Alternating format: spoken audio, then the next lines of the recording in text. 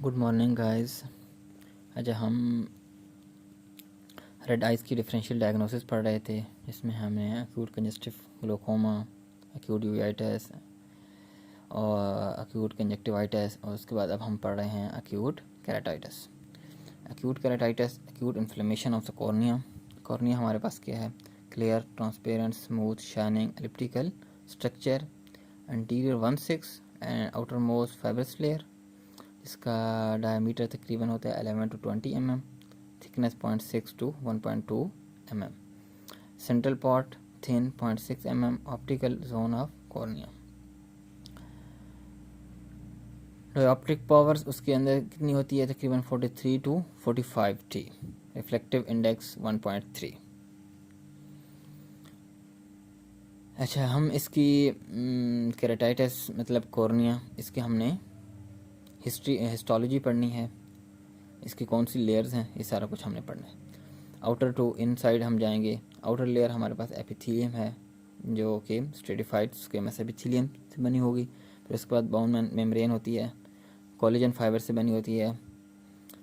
फिर आया था stroma, lamina propria, ground substance हो जाती हैं उसके अंदर हमारे पास 90% थिक होते हैं।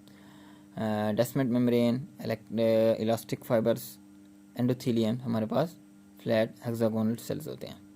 इसकी ब्लड सप्लाई मोस्टली ए वास्कुलर स्ट्रक्चर होता है, और जब एक वास्कुलर स्ट्रक्चर होगा तो इसको न्यूट्रिशन वगैरह जो है ना, वो एक्वस ह्यूमर वगैरह वहाँ से न्यूट्रिशन वगैरह जा रही होती, और सिलरी वसल हो सकती हैं। और इसके अलावा साथ penetrate from the limbus. Limbus मैंने आपको बताया था कि स्क्लेरा और कॉर्निया जहाँ आपस में मिलते हैं तो उस एरिया को हम क्या नाम देते हैं? लिम्बस।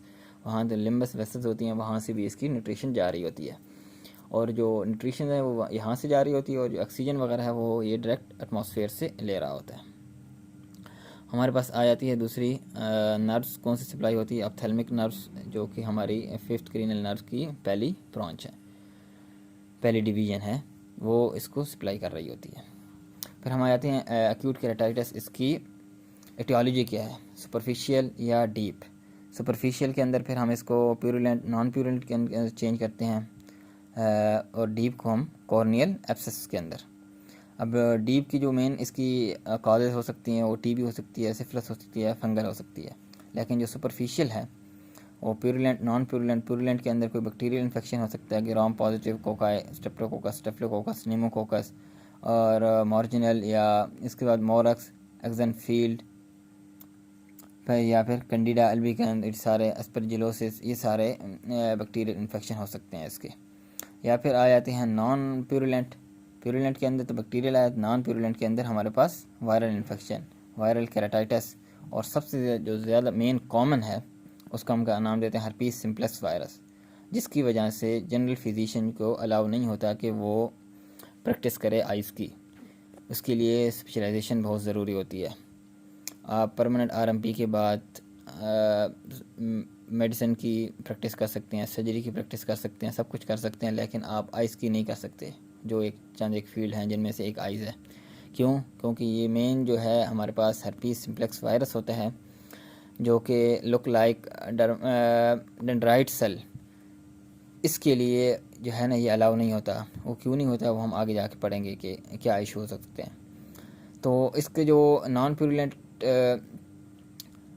में आ जाता है viral keratitis, herpes simplex virus हो गया, हर्पीस जोस्टर वायरस हो गया, और इसकी ट्रीटमेंट हमारे पास है एसाइक्लोवर। इसके अलावा हमारे पास एलर्जिक हो सकता है, ट्रोमेटिक हो सकता है, mechanical, chemical, nutrition, vitamin A deficiency, जो कि अक्सर बच्चों के अंदर होती है। विटामिन ए डिफिशियंसी की वजह से भी केराटाइटिस हो सकता है बच्चों में। उसका केस ये है ना कि क्यों नहीं प्रैक्टिस है। उसके एक केस है कि 27-year-old male has presented with sudden unilateral red eyes after taking steroid drops from general practitioner. अब जनरल प्रैक्टिशनर मोस्टली जो है ना, जो वो चल रहे होते हैं कि टोब्रामाइसिन और डेक्सामेथासोन, टोब्रा डी के साथ ड्रॉप्स आ रहे होते हैं, जो भी आइस के साथ आ रहे होते हैं उनको दिए जा रहे होते हैं। तो इसी वजह से जनरल फिजिशियन को आइस पे प्रैक्टिस की अलाउ नहीं होता, क्योंकि ये यहाँ जो डेक्सामेथासोन है ये क्या कर सकता है, after taking steroid drops from general practitioner he has developed complete irreversible blindness।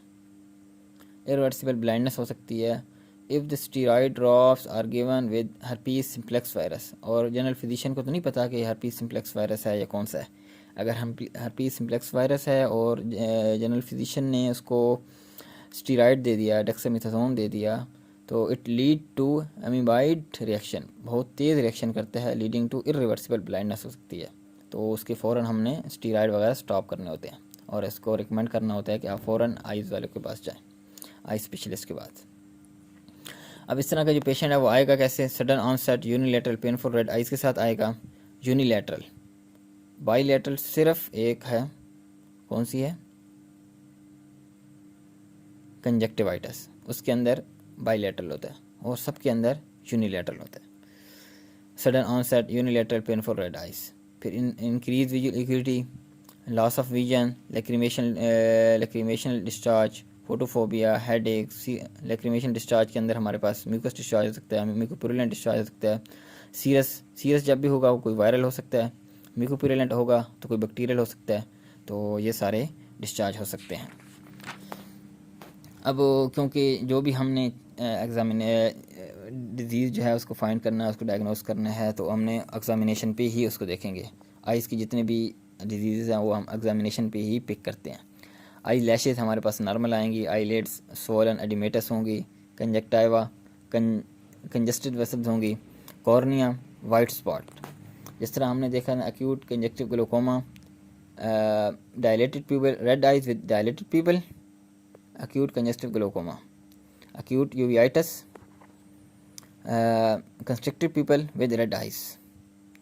फिर इसी तरह यहाँ पे acute keratitis के अंदर red eyes with white spots on cornea। जब ये चीज़ें आ जाएंगी ऑन एग्जामिनेशन पे तो हम क्या कहेंगे, ये acute keratitis का केस है। तो इसको हम चेक करने के लिए, डायग्नोस करने के लिए हम फ्यूरिसेंट ड्रॉप्स यूज़ करते हैं। फ्यूरिसेंट ड्रॉप जब ये है कि एक किस्म का हम ऑरेंज कलर में आते हैं, जब ये हमारे कॉर्निया के ऊपर जाते हैं तो वहाँ जाके येलो ये स्पॉट्स बन जाते हैं। जब येलो ये जब ग्रीन में चेंज होते हैं तो इसका मतलब वो कॉर्नियल अल्सर में चेंज हो रहा है। ये मेन पॉइंट है, क्योंकि ये येलो वाइट स्पॉट जो है हमारे पास किस में चेंज हो जा सकते हैं? कॉर्नियल अल्सर के अंदर। कॉर्नियल अल्सर हम कैसे उसको डायग्नोस करेंगे? और ऑरेंज कलर के हमारे पास फ्लूरेसेंट ड्रॉप्स होते हैं वो हम यूज़ करेंगे। अगर वो ग्रीन जहाँ आ रहे हैं तो कॉर्नियल अल्सर होगा। अगर वो जब हम देखेंगे तो कॉर्नियल अल्सर अगर उसकी शेप हमारे पास डेंड्राइट सेल की तरह है तो हमारे पास हर्पीस सिम्प्लेक्स वायरस, हम समझ जाएंगे कि हर्पीस सिम्प्लेक्स वायरस का अटैक हो रहा है। इसके अलावा प्यूपिल, एंटीरियर चैम्बर, लेंस, रेटिनोस्कोपी, ये सारे नॉर्मल होते हैं इसके अंदर। फिर हमारे आते हैं इन्वेस्टिगेशन में बस वही, अगर डिस्चार्ज है तो कल्चर है तो म्यूकोपुरुलेंट डिस्चार्ज है तो उसमें हम क्या करेंगे, उसका कल्चर वगैरह करेंगे, एंटीबायोटिक वगैरह देंगे। अगर वायरल है तो हम पीसीआर करेंगे, herpes simplex virus, herpes zoster virus, ये सारा कुछ करेंगे।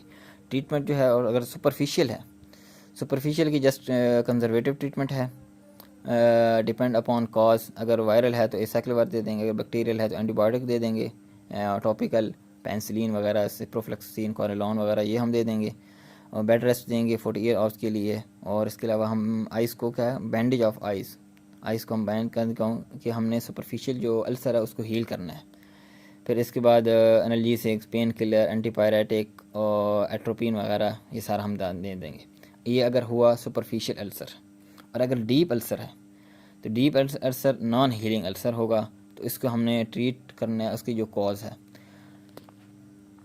अगर हमें नज़र आ रहा है कि कोई पेरिफेरल अल्सर है तो उसके लिए हम प्रोसीजर जो कहते हैं कटराइजेशन करेंगे या कंजक्टिव फ्लैपिंग करेंगे।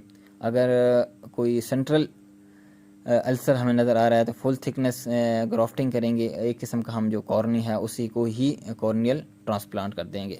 यहाँ तक समझ आ गई।